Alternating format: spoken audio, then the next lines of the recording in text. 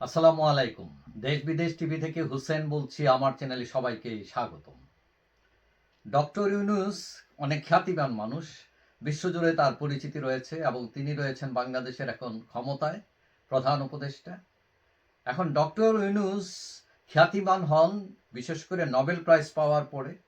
এখন গতকাল আমরা দেখলাম একটি গ্রুপ লন্ডনে সাংবাদিক সম্মেলনে তারা দাবি করেছে যে ডক্টর ইউনূসের নোবেল প্রাইজ বাতিলের দাবি, এবং এটা নিয়ে তারা একটা পিটিশন তৈরি করেছে এবং সাংবাদিক সম্মেলনে বলেছে যে কি কারণে তারা পিটিশনটা দিতে চাচ্ছে নোবেল কমিটির কাছে, কি কারণে তারা ডক্টর ইউনূসের নোবেল প্রাইজ বাতিল চায়।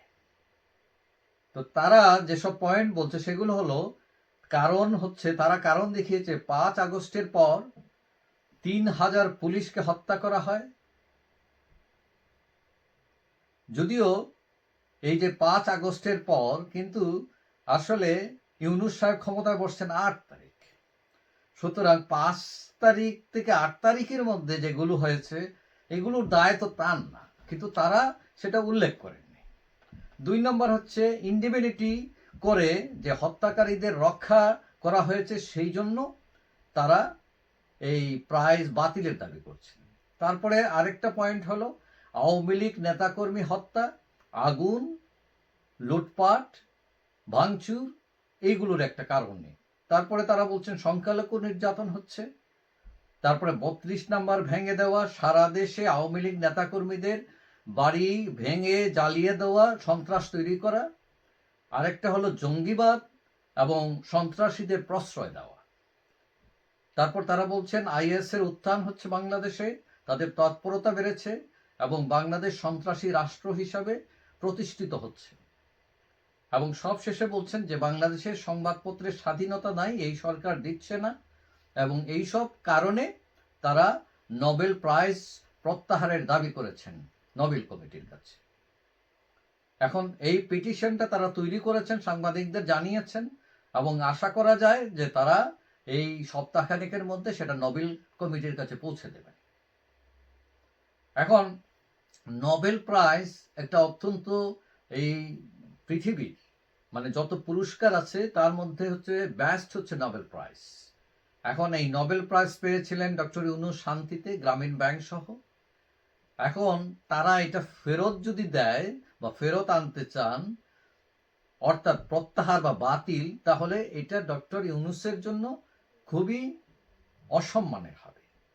এখন এরকম একই দাবি উঠেছিল অং সান সুচি, বার্মার যে নেত্রী, মানবতা বিরোধী অপরাধের কারণে আইসিসিতে তার আদালতে অলরেডি বিচার চলতেছে, চলমান, কিন্তু ওই যে নোবেল প্রাইজ ফিরিয়ে দেওয়া ব্যাপারে এখনো কোনো সিদ্ধান্ত আসেনি, এবং এইটাও কিন্তু দাবি ছিল। তবে এই পিটিশনের কারণে যে তার নোবেল প্রাইজ বাতিল হয়ে যাবে এটার কোনো গ্যারান্টি নাই। এবং তারা এই যে আন্দোলন যারা আবেদন করছেন তারা এটাও বলছেন যে ডক্টর ইউনূস হচ্ছেন অবৈধ সরকার, তার ক্ষমতায় থাকার কোনো অধিকার নেই। এখন কেউ কেউ ধারণা করছেন যে এই যে গ্রুপ যারা লন্ডনে ক্যাম্পেইন করছে এরা আওয়ামী লীগ সমর্থিত একটি গ্রুপ, এবং এরা এই উদ্যোগটা নিয়েছে এবং বিশ্ববাসীকে জানান দিতে চায় যে ডক্টর ইউনূস নোবেল পাওয়াটার যোগ্য নন এবং তিনি সরকারে আছেন, তিনি অবৈধ সরকার।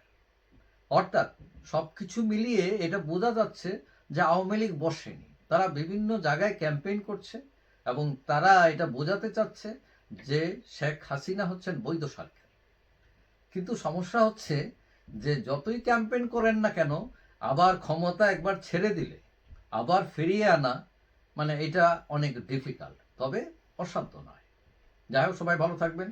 আশা করি দেখা হবে অন্য কোনো ভিডিওতে ইনশাআল্লাহ। আল্লাহ হাফিজ।